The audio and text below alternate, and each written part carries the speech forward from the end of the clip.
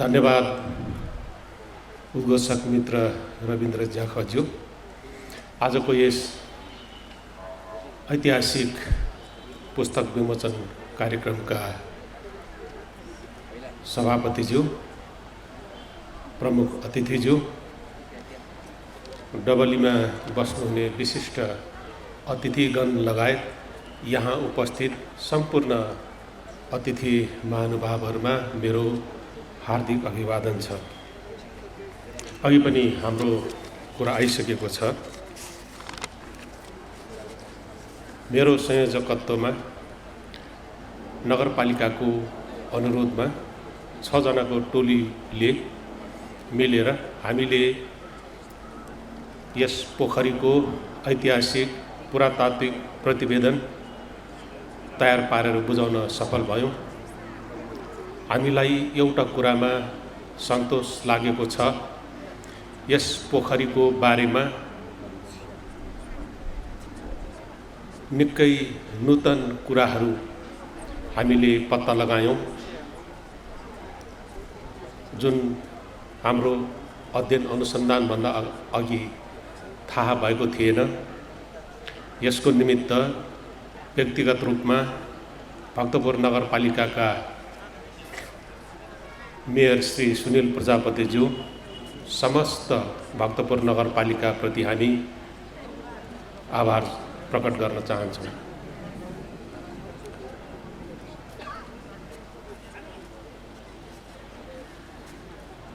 वास्तवमा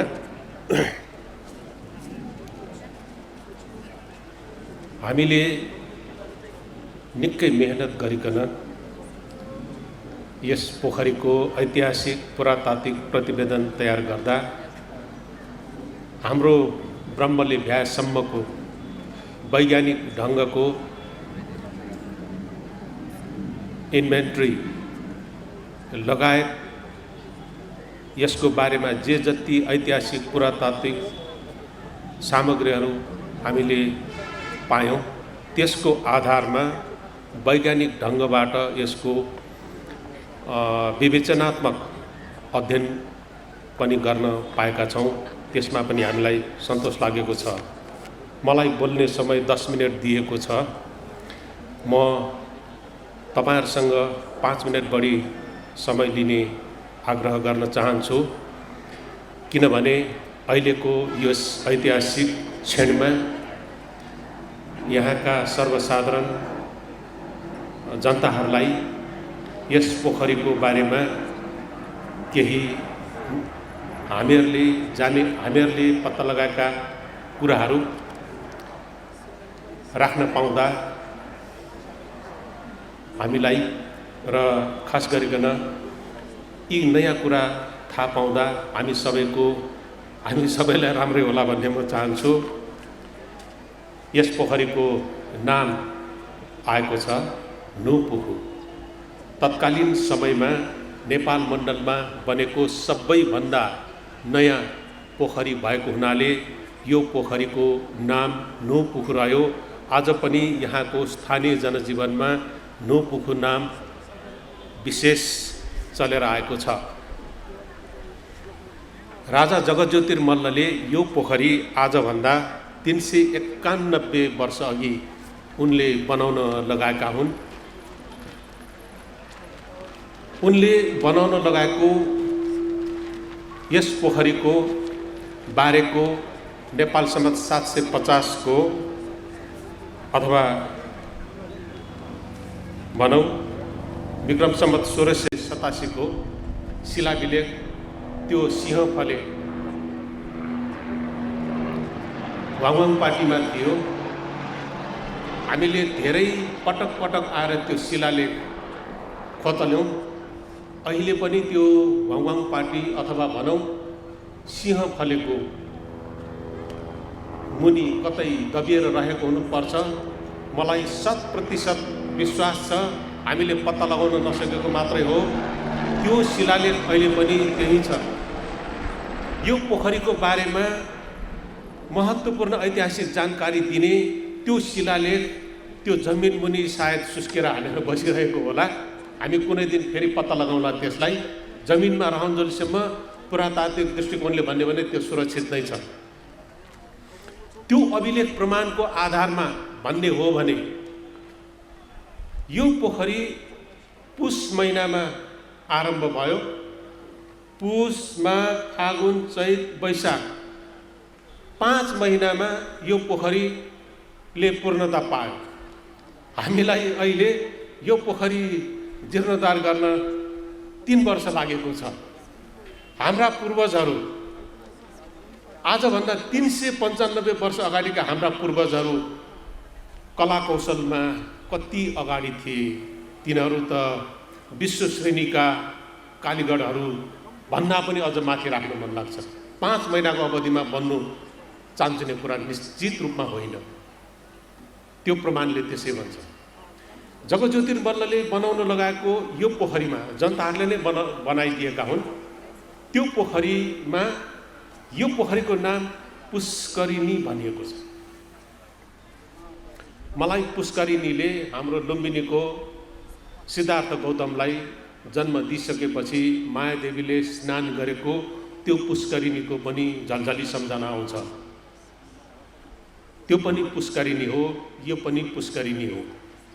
जगज्योतिर्मल्लले शिलालेखमा दिएको त्यो नाम पुष्करिणी, त्यसको अर्थ संस्कृत शब्दकोशमा हामीले पल्टाएर हेऱ्यौँ भने कमलको फूल फुल्ने पोखरी पुष्करिणी हो।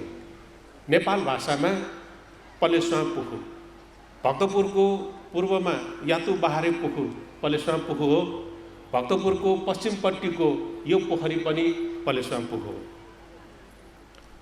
त्यसै गरिकन यो पोखरीको एउटा अर्को नाम नाग पोखरी पनि चलेर आएको छ। यो पनि स्वतस्फूर्त रूपमा जनताले दिएको नाम हो। जस्तो पोखरीको बिचमा तपाईहरुले देख्नुभयो फना फुलाएको नाग छ, नाग पोखु। नेपाल मण्डलमा यस्ता नाग पोखरीहरू धेरै छन्।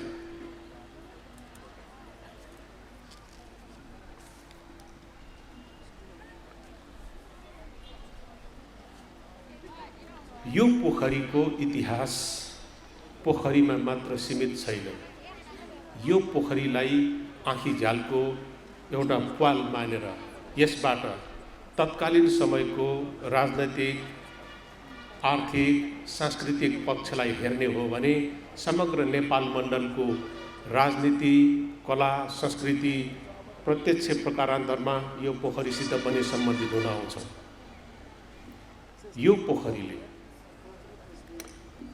यो पोखरीको निर्माण भएपछि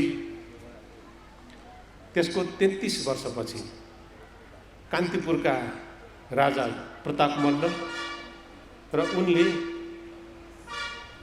आफ्ना सहयोगी साथी ललितपुरका श्रीनिवास मल्लसित मिलेर भक्तपुरमा भयंकर आक्रमण गरे। नेपाल सम्वत 781 मा मिलेर आक्रमण गरे। त्यो भन्दा पनि भयंकर आक्रमण नेपाल सम्वत 783 मा उनीहरूले गरे। 783 मा गरेको आक्रमण 2 पल्ट भएको थियो। वैशाख महिनामा पनि उनीहरूले आक्रमण गरे, भाद्र महिनामा पनि आक्रमण गरे। भाद्र महिनाको आक्रमण त झनै हृदय विदारक थियो, भयंकर थियो। उनीहरूले महाकाली पीठ हुँदै भक्तपुर कब्जा गर्न नसकेपछि यतातिरको यो ब्यासी, कालदह, भाजपोखरीमा उनीहरूले सैनिक शिविर खडा गरे। सैनिक शिविर खडा गरिसकेपछि रानी पोखरी पनि आए। भाजपोखरीका सम्पदाहरू उनीहरूले उठाए। यहाँ यो रानी पुखुमा आए। रानी पुखुमा आइसकेपछि हाम्रो सुनको नाग पनि उठाएर लगे प्रताप मल्लले। उनले यहाँको सुनको नाग उठाएर हनुमान ढोका दरबारको भण्डारखालमा सजाउन लगे। उनले यहाँका अरू पनि प्रस्तर सम्पदाहरू उठाएर लगे। तपाईहरुको यो यतातिर यो वाङवाङ पार्टी अथवा भनौँ सिंहसतलको अगाडि अहिले जागेश्वर शिवलिङ्ग छ। त्यो शिवलिङ्ग जागेश्वर हुन्। जागेश्वर महादेव पनि उठाएर लगे। जागेश्वर महादेवको सँगै सुनको छाना भएको मन्दिर पनि थियो। भत्ताभुङ्ग पारे। ती कलाकृतिहरू पनि उठाएर हनुमान ढोका राजदरबार उनले सजाउन लगे। त्यति मात्र गरेनन्, उनले भक्तपुरका जनताहरूले, यहाँका किसानहरूले रगत पसिनाले वर्षभरिलाई खान पुग्ने जुन अन्न छ त्यो अन्न समेत लुटेर लगे। त्यो अन्न लुट्नेमा सबभन्दा बढी लुट्ने कान्तिपुर थियो र सम्पदाहरू पनि लुटे। त्यसमा कम लुट्नेमा चाहिँ ललितपुरको श्रीनिवास मल्ल थियो। प्रताप मल्लले त्यतिले पनि चित्त बुझाएनन्।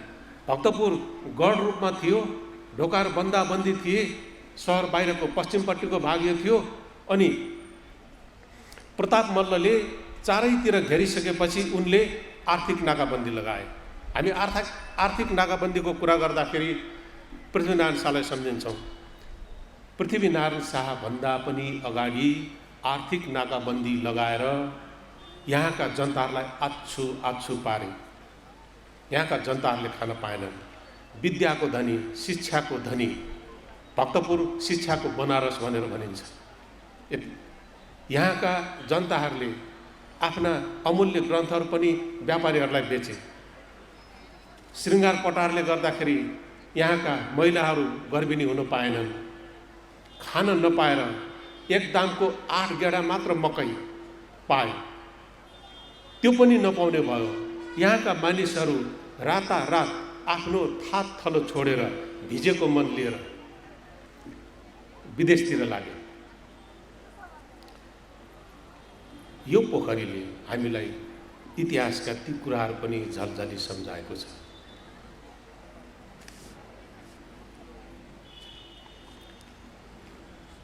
अनि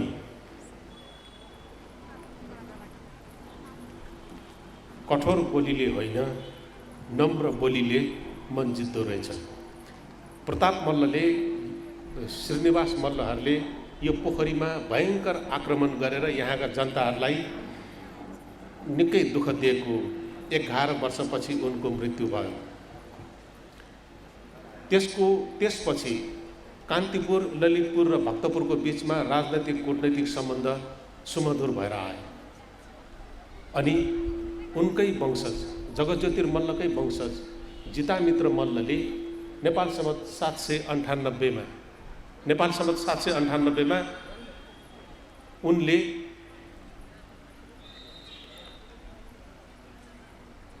यो पोखरीको जीर्णोद्धार गरिदिए। नयाँ सुनको नाग, चरा, माथि स्वर्ण छत्र, जागेश्वर महादेव बनाइदिए। अगाडिको सिंह फले, मैले पटक पटक सिंह फले भने जनजीवनमा वाङवाङ पार्टी नाम चलेको छ। 55 वर्ष अगाडि आफूले पौडी खेलेको पोखरी पनि यही हो, माछा मारेको ठाउँ पनि यही हो। यहाँ पौडी खेलिसकेपछि त्यो वाङवाङ पार्टीमा गएर मजासँग बस्थ्यौँ हामी। त्यहाँ 2टा शिलालेख मध्येको जितामित्र मल्लको शिलालेख साह्रै सुरक्षित रूपमा राखेको छ। नगरपालिकालाई फेरि पनि धन्यवाद छ। त्यो शिलालेखमा जितामित्र मल्लले त्यो वाङवाङ पार्टीलाई सिंह फले भनेका छन्।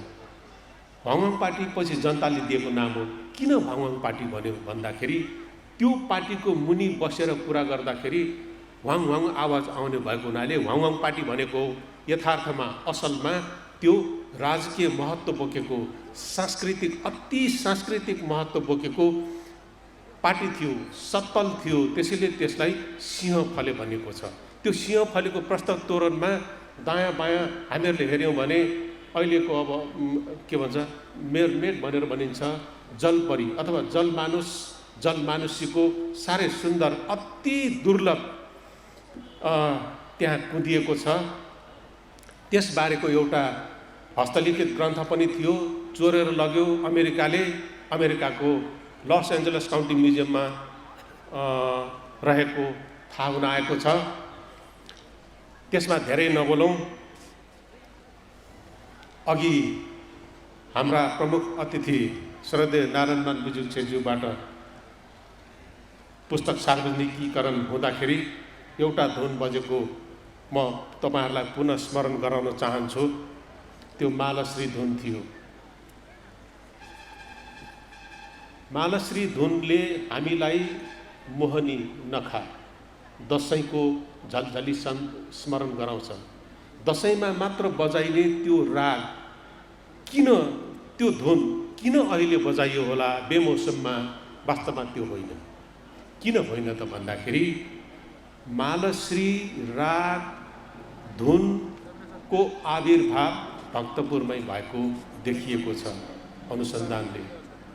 र यो पोखरी बनाउन लगाउने राजा जगज्योतिर मल्ल, उनको समयका एकजना विद्वान वंशमणि ओझा संगीत चन्द्र नामको ग्रन्थमा मालश्री धुनको रागको उल्लेख छ। जगज्योतिर मल्लको समयदेखि मालश्री राग एउटा मङ्गल धुनको रूपमा प्रचारमा आयो अनि यसको व्यापक प्रचार दशैंको समयमा अथवा मोहनीको समयमा बजाउने व्यापक प्रचलन भने यो पोखरीको जीर्णोद्धार गर्न लगाउने जितामित्र मल्लको समयदेखि सुरु भयो। प्रमाण हाम्रो त्यही सिंह फलेको शिलालेखको 21 पंक्तिमा मालश्री लेखेको छ। त्यसपछिको पंक्तिमा त्यही मालश्री रागकै कुराहरू छन्। त्यति मात्र होइन, जितामित्र मल्लले बनाउन लगाएको भक्तपुर राजदरबार क्षेत्रको एउटा भाग थन्थु राजदरबार हो। नेपाल सम्वत 798 मा उनले बनाउन लगाएको त्यो थन्थु राजदरबार बनाउन पूर्णता पाएको खुसियालीमा पनि त्यही मङ्गल धुन मालश्री राग उनले बजाउन लगाएका थिए। आज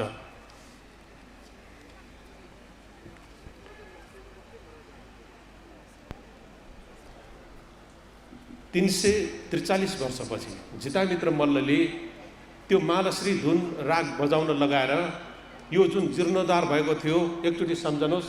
मलाई लाग्छ इतिहास दोहोरिएको छ। इतिहास किन दोहोरिएको छ त भन्दाखेरि आजभन्दा 343 वर्ष अगाडि जितामित्र मल्लले यो पोखरी प्रताप मल्लले बिगारिदिएको, शत्रु राजाहरूले बिगारिदिएको, भताभुङ्ग पारिदिएको यो पोखरीलाई उनले जीर्णोद्धार गरिदिएपछि त्यही कान्तिपुर र ललितपुरका राजा श्रीनिवास मल्ल, प्रताप मल्लका पुत्र नृपेन्द्र मल्ल उनीहरूलाई पनि निमन्त्रण गरे। सारा जनताको उपस्थिति यहाँ थियो जसरी आज भएको छ र उनले ती पाहुनाहरूलाई पनि त्यही मालश्री धुन बजाएर स्वागत सत्कार गरेका थिए। त्यसकारण मालश्री धुनको त्यो राग अघि बज्नु र यो पोखरीसित त्यसको एउटै सिक्काको दुई पाटा जस्तो सम्बन्ध रहेको कुरा पनि म बताउन चाहन्छु। र यो सिंह फले कान्तिपुर, ललितपुर लगायत बाहिरबाट आउने एउटा मुख्य प्रमुख नगर निवेशद्वार थियो, सत्तल थियो। त्यहाँबाट नभइकन कोही पनि सहरभित्र पस्न पाइँदैन थियो। चाहे नरदेवीको नाच होस्, 12 वर्षे पछली भैरवको होस्, हरसिद्धिको होस्, जुनसुकै नाचहरू र बाहिरबाट भक्तपुरमा आएका कूटनैतिक नियोगका विशिष्ट व्यक्तिहरू, राजाहरू आउँदाखेरि पनि उनीहरूलाई यहाँसम्म आएर लिन आउने एउटा महत्त्वपूर्ण भाग थियो। अन्तमा के भनिदिउँ भने म धेरै समय लिन चाहन्न। अब विक्रम सम्वत 1907 मा जङ्गबहादुरले बेलायत यात्रा गरे। उनको साथमा उनका भाइ धीर शमशेर पनि गएका थिए। पाश्चात्य वास्तुकलाबाट सायद उनीहरू पनि प्रभावित भए। मोटर संस्कृतिको पनि उतातिर भर्खर भर्खर सायद सुरुवात भएको थियो। अनि केही समयका लागि धीर शमशेर यहाँका बडा हाकिम भएर आए। उनलाई उतातिरकै मानसिकता थियो। उनले यहाँ मोटर गुडाउनका लागि सडकहरू फराकिलो पार्न लगाए। मलाई लाग्छ 1911 मा मलाई लाग्छ नेपाल मण्डलमा पाश्चात्य संस्कृति र यहाँका जति पनि परम्परागत वास्तुहरू छ त्यसले बिस्तारै बिस्तारै सुस्केर हाल्दै जान थालेको त यही समयदेखि नै थियो। सडक विस्तारका नाममा हाम्रा पुराना सम्पदाहरू धरायसी हुँदै गए र भक्तपुर राजदरबार क्षेत्रको नियति पनि त्यस्तै नै रह्यो। अनि मैले यो पृष्ठभूमि लिएर भन्न खोजेको कुरा के हो भने भारवाचो द्वाखाको हो।